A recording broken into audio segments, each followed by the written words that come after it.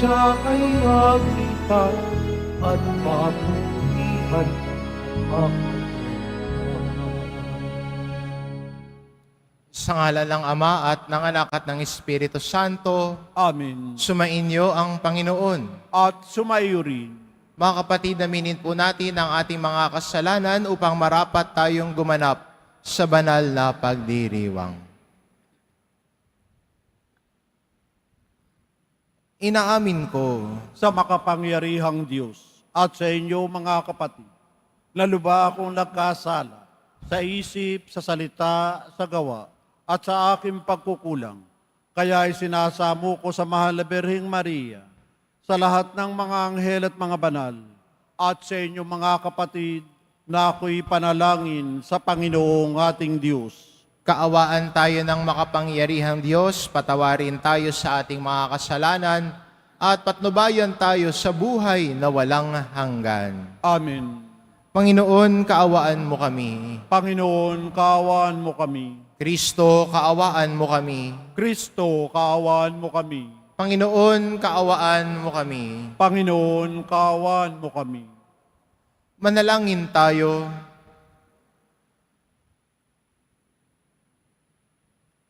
Ama naming makapangyarihan, sa ang pananampalataya, pag-asa at pag-ibig namin ay iyong dagdagan. At gawin mong mahalin namin ng iyong mga kautusan upang sa mga pangako mo kami maging dapat makinabang sa pamamagitan ni Hesukristo kasama ng Espiritu Santo magpa sa walang hanggan. Amen. Maupo po tayo. Pagbasa mula sa sulat ni Apostol San Pablo sa mga taga-Efeso. Sa wakas, magpakatibay kayo sa pamamagitan ng inyong pakikipag-isa sa Panginoon at sa tulong ng dakilang kapangyarihan niya. Isuot ninyo ang baluting kaloob ng Diyos upang mapaglabanan ninyo ang mga lalang ng Diablo. Sapagkat ang kalaban natin hindi mga tao, kundi mga pinuno, mga may kapangyarihan at mga tagapamahala ng kadilimang namamayani sa sanlibutang ito. Ang mga hukbong espiritual ng kasamaan sa himpapawid. Kaya isuot ninyo ang baluting mula sa Diyos.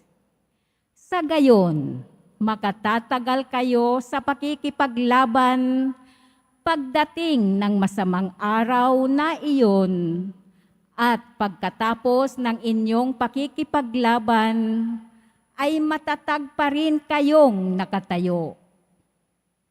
Kaya maging handa kayo, gawin ninyong bigkis ang katotohanan, itakip sa dibdib ang balutin ng makatuwid at isuot ang panyapak ng pagiging handa sa pangangaral ng mabuting balita ng pakikipagkasundo sa Diyos.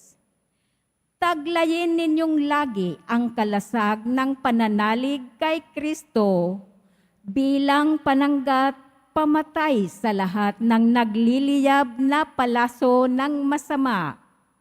Isuot ninyo ang helmet ng kaligtasan at kunin ninyo ang tabaksa na kaloob ng Espiritu sa makatuwid ang salita ng Diyos. Ang lahat ng ito'y gawin ninyo sa pamamagitan ng mga panalangin at pagsamo. Manalangin kayo sa lahat ng pagkakataon sa patnubay ng Espiritu. Kaya lagi kayong maging handa at patuloy na manalangin para sa lahat ng hinirang ng Diyos. Ipanalangin din ninyong ako'y pagkalooban ng wastong pananalita upang buong tapang kong maipahayag ang hiwaga ng mabuting balita. Dahil sa mabuting balitang ito, ako'y sinugo at ngayon tinakalaan. Kaya't ipanalangin ninyong maipahayag ko ito ng buong tapang gaya ng nararapat. Ang salita ng Diyos. Salamat sa Diyos. Ang poon ay papurihan, siya ang aking sanggalang. Ang poon ay papurihan, siya ang aking sanggalang. Purihin ang poon na aking sanggalang. Sa pakikibaka ako ay sinanay. Inihanda ako upang makilaban. Ang poon ay papurihan, siya ang aking sanggalang. Matibay kong muog at tagapagligtas at aking tahanang hindi matitinag.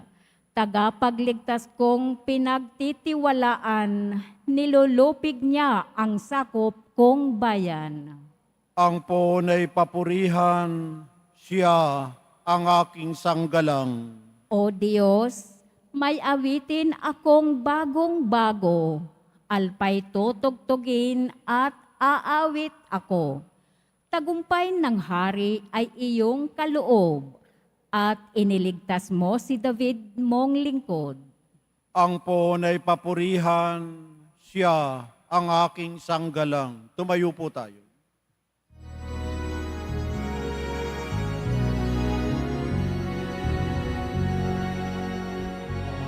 Hallelujah, Hallelujah.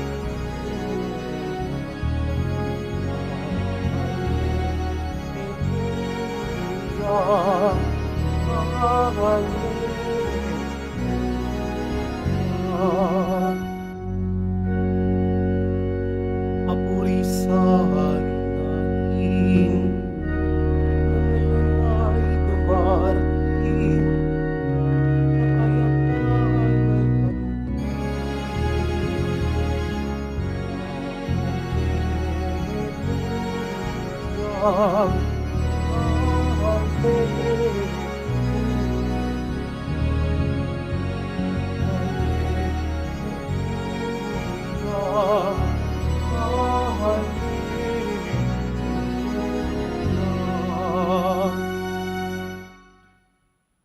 Sumainyo ang Panginoon, At sumayo rin. ang mabuting balita ng Panginoon ayon kay San Lucas. Papuri sa iyo, Panginoon. Dumating noon ang ilang Pariseo, sinasabi nila kay Jesus, "Umalis ka rito, sapagkat ibig kang ipapatay ni Herodes." At sumagot siya, "Sabihin ninyo sa alamid na iyon na nagpapalayas ako ngayon ng mga demonyo at nagpapagaling. Bukas ay gayon din. Sa ikatlong araw, tatapusin ko ang aking gawain. Ngunit dapat ako magpatuloy sa aking lakad ngayon, bukas at sa makalwa, sapagkat hindi dapat mamatay sa labas ng Jerusalem ang isang propeta. Jerusalem, Jerusalem, pinapatay mo ang mga propeta at binabato ang mga sinugo ko sa iyo. Makailan kong sinikap na kupkupin ng iyong mga mamamayan, gaya ng paglukob ng isang inahin sa kanyang mga sisiw, ngunit ayaw mo, kaya't lubos kang pababayaan. Sinasabi ko sa iyo, hindi mo na ako makikita hanggang sa dumating ang oras na sasabihin mo, pagpalain nawa ang dumarating sa pangalan ng Panginoon." Ang mabuting balita ng Panginoon. Pinupuri ka namin, Panginoong Hesukristo. Maupo po tayo.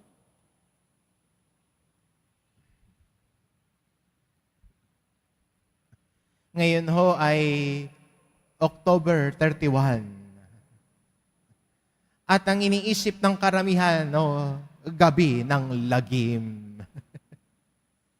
Magtatakutan, manonood ng horror, tapos pag natakot, sabay patugtog ng Christmas song para mawala yung takot.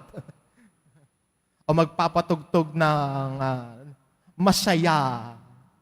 Pero nakakatawa din, bakit mo tinatakot ang sarili mo? Manonood ka ng nakakatakot, tapos may kumuluskus lang na daga o pusa, nagtatakbo ka na. Ikaw din. Choice mo yan. Pero maganda sa turo ng simbahan, ang araw na ito ay tinatawag natin ding Bispiras ng Pista ng mga Banal. Halloween.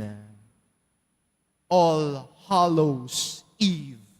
Siguro narinig nyo na yun, no? All Hallows Eve. Pero hindi ho yan yung magtatakutan. Pero ang pag-alala sa mga banal. Dahil inaalala natin yung halo sa mga santo. Diba? Sa mga larawan ng mga santo, may kita kang halo. At yun nagmula ang All Hallows Eve. Ang kabanalan ng mga santo. Hindi pagtatakutan. Hindi manunood ng isang serye sa, ano ba ngayon, Jessica Soho. Pagbatang 90s ka, di ba, Magandang Gabi Bayan. Pero, pag-alala sa gawain ng mga banal. Sana, no, yung mga media, yun ang bigyang halaga. Yung kabanalan, hindi takutan. At yan ang tinuturo ng simbahan. At yan din ang pinagninilayan natin sa ating unang pagbasa.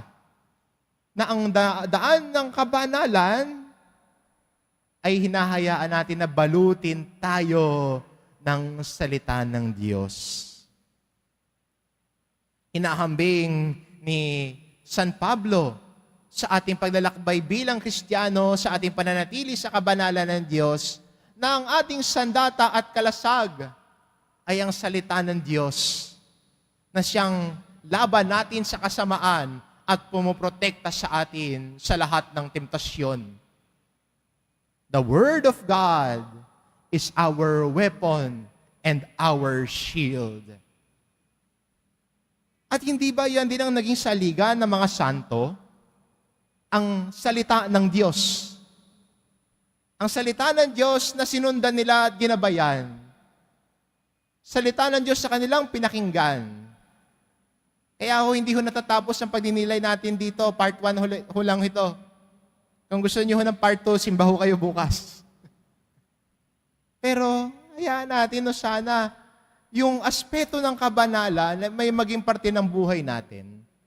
At kasama din po ng pagninilay natin sa daan tungo sa kabanalan, sa ating paghahanda, saan nalalapit na kapistahan ng Poong Nazareno, ay pinagninilayan natin ang kahalagahan ng pagsunod sa Diyos.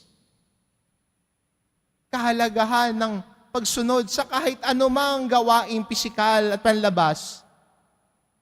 Kung wala naman sa puso ang pagsunod at pagtalima sa utos ng Diyos, baliwala ang lahat ng sakripisyo. Kaya, ang mga santo ay nagtuturo sa atin bilang ating mga halimbawa sa pananampalataya na posibleng sumunod sa Diyos. Hindi nakakatakot sumunod sa Diyos. Nagbibigay liwanag ang pagsunod sa Diyos. Hindi ba ang mga santo liwanag din sa buhay natin? Dahil inaaninagan din nila sa buhay nila ang liwanag ng Diyos. At magandang unang imbitasyon sa atin ito, aninagan natin ang liwanag ng Diyos sa ating buhay, sikapin na tumalima sa salita ng Diyos at tahakin ang buhay kabanalan. Amen. Tumayo po tayo.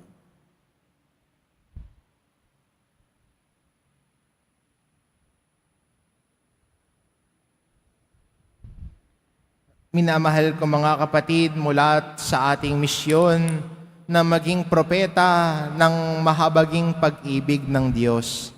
Manalangin tayo sa Ama na gawin tayong tapat at matapang sa pagsasagawa ng ating mga tungkulin. Ang ating itugon, makapangyarihang Ama, palakasin mo kami sa kapangyarihan ng iyong pangalan. Makapangyarihang Ama, palakasin mo kami sa kapangyarihan ng iyong pangalan. Ang simbahan, sa pamamagitan ng kanyang mga pinuno, naway maging tapat sa kanyang pagiging propeta na ituro sa mga tao sa ating panahon ang mga tamang bagay na pinahahalagahan ng Ebanghelyo. Manalangin tayo. Makapangyarihang Ama, palakasin mo kami sa kapangyarihan ng iyong pangalan.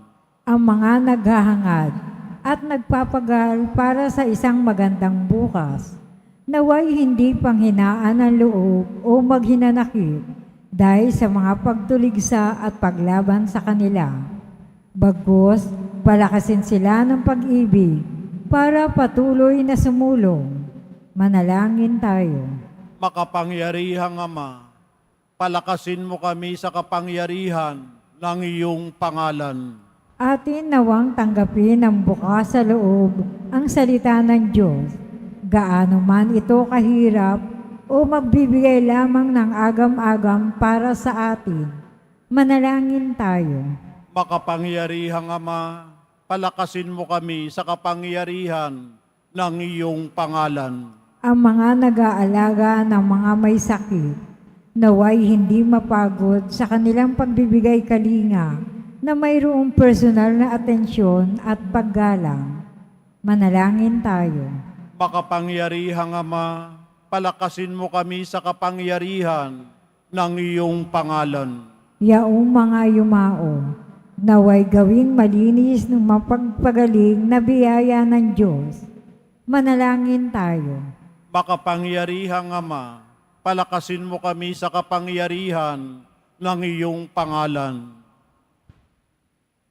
Panginoong Diyos, na buhay si Jesus tulad ng kanyang ipinangaral, ibigay mo sa amin ang banal na Espiritong makasunod kami sa Kanya nang walang pag-aatubili patungo sa Kanyang kaharian, kung siya ay Panginoon magpakailanman. Amen. Maupo po tayo.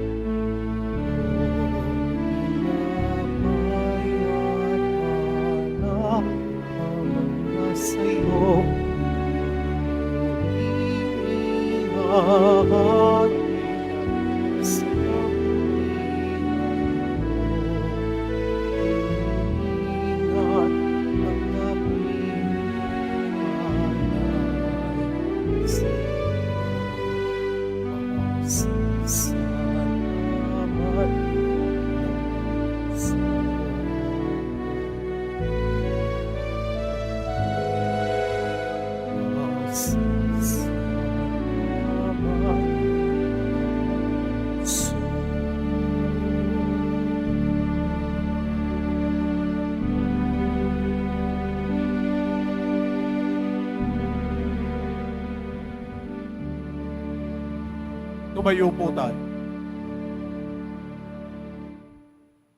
Manalangin kayo mga kapatid, upang ang paghahain natin ay kalugdan ng Diyos amang makapangyarihan.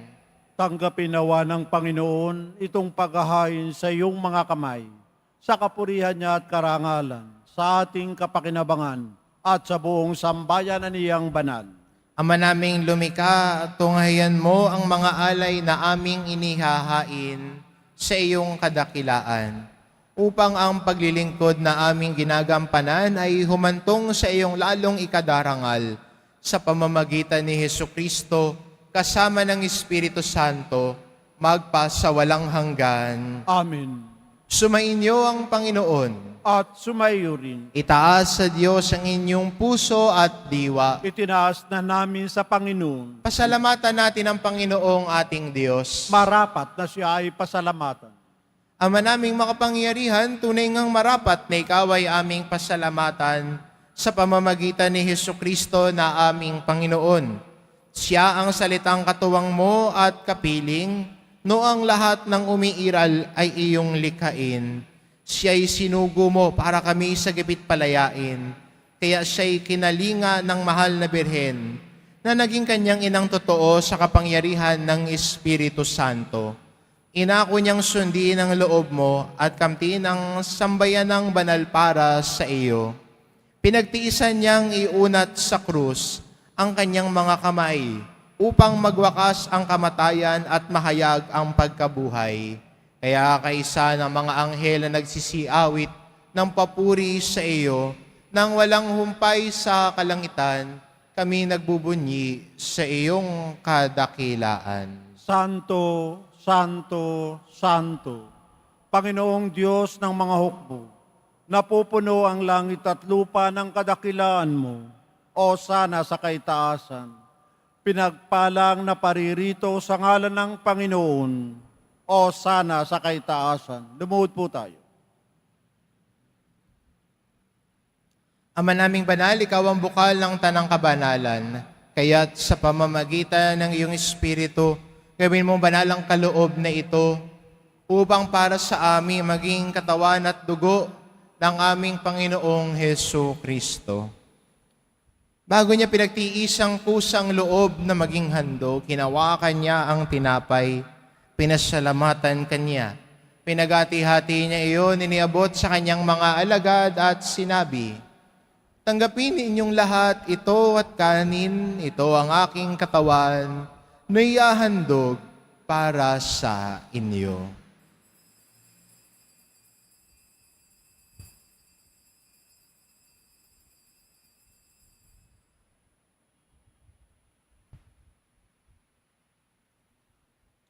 Gayun din naman na matapos ang hapunan, hinawakan niya ang kalis. Muli kanyang pinasalamatan. Iniabot niya ang kalis sa kanyang mga alagad at sinabi, tanggapin ninyong lahat ito at inumin. Ito ang kalis ng aking dugo ng bago at walang hanggang tipan. Ang aking dugo na ibubuhos para sa inyo at para sa lahat sa ikapagpapatawad ng mga kasalanan. Gawin ninyo ito sa pag-alala sa akin.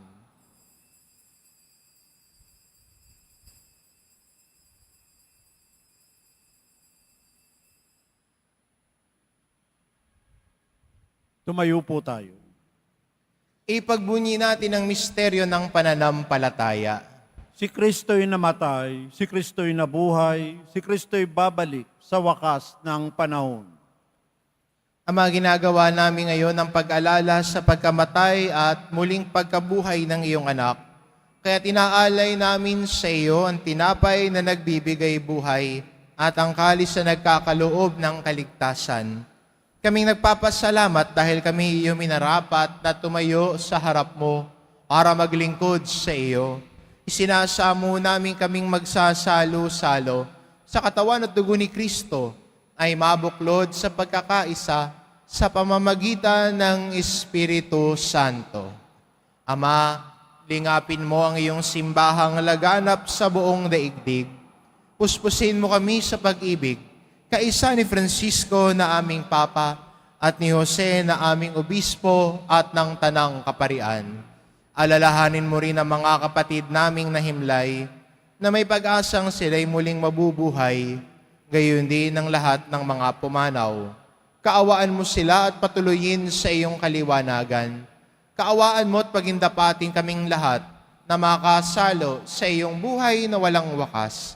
Kaisa ng mahal na Birheng Maria na ina ng Diyos, ng kabiyak ng puso niyang si San Jose, kaisa ng mga apostol at ng lahat ng mga banal na namuhay dito sa daigdig ng kalugod-lugod sa iyo. Maipagdiwang nawa namin ang pagpupuri sa ikararangal mo sa pamamagitan ng iyong anak na aming Panginoong Hesu Kristo. Sa pamamagitan ni Kristo, kasama niya at sa Kanya, ang lahat ng parangal at papuri ay sa iyo, Diyos amang makapangyarihan, kasama ng Espiritu Santo, magpa sa walang hanggan. Amen. Sa tagubilin ng mga nakagagaling na utos at turo ni Jesus na Panginoon natin at Diyos, ipahayag po natin ng lakas loob. Ama namin, sumasalangit ka, sambahin ang ngalan mo, mapasa amin ang kaharian mo, sundin ang loob mo dito sa lupa para nan sa langit. Bigyan mo kami ngayon ng aming kakanin sa araw-araw at patawarin mo kami sa aming mga sala para ng pagpapatawad namin sa nagkakasala sa amin. At huwag mo kaming ipahintulot sa tukso at iadya mo kami sa lahat ng masama. Hinihiling namin kami adya sa lahat ng masama, pagkalooban ng kapayapaan araw-araw, iligtas sa kasalanan, at ilayo sa lahat ng kapahamakan.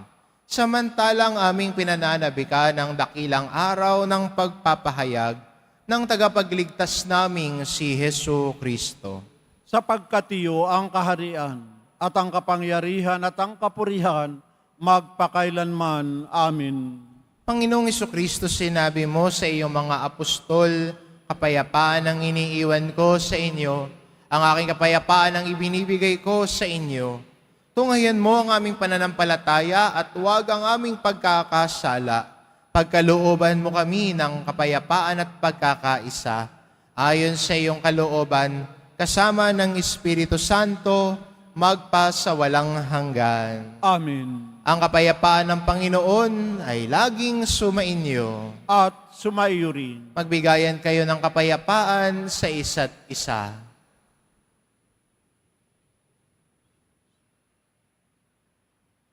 Kordero ng Diyos na nag-aalis ng mga kasalanan ng sanlibutan, maawa ka sa amin. Kordero ng Diyos na nag-aalis ng mga kasalanan ng sanlibutan, maawa ka sa amin. Kordero ng Diyos na nag-aalis ng mga kasalanan ng sanlibutan, ipagkaloob mo sa amin ang kapayapaan. Lumuhod po tayo.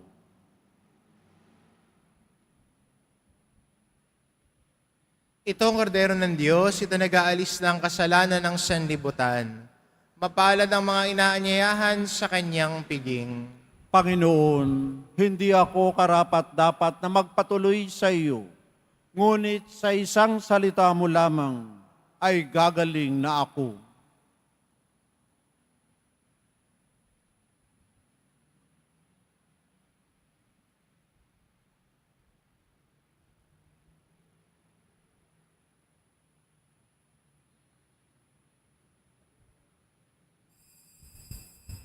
Para sa lahat ng tatanggap ng banal na komunyon, sasagot po tayo ng amin pagkasabi ng pari o ng lay minister ng katawan ni Kristo at isubo agad sa bibig bago umalis sa harapan ng pari o lay minister. Sumunod po tayo.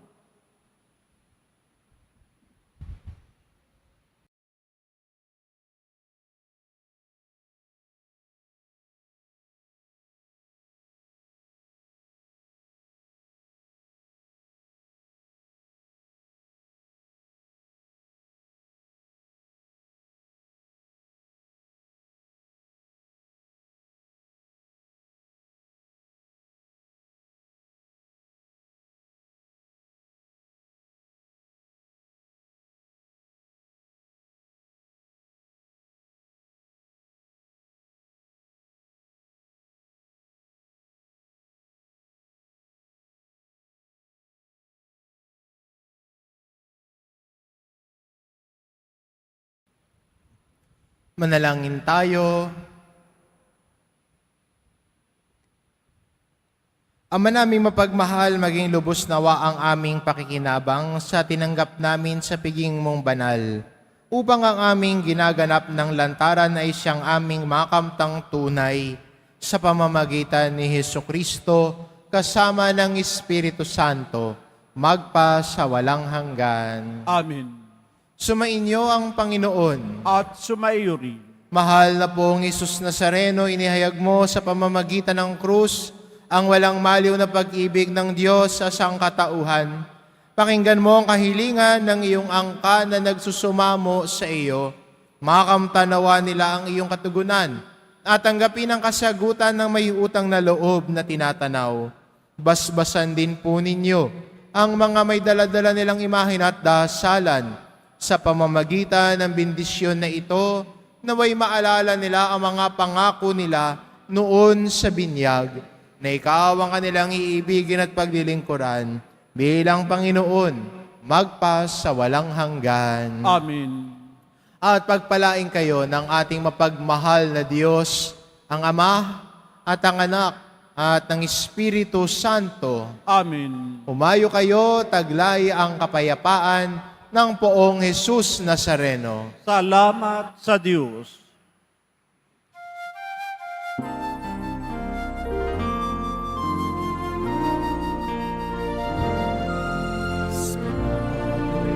Jesus Nazareno, samba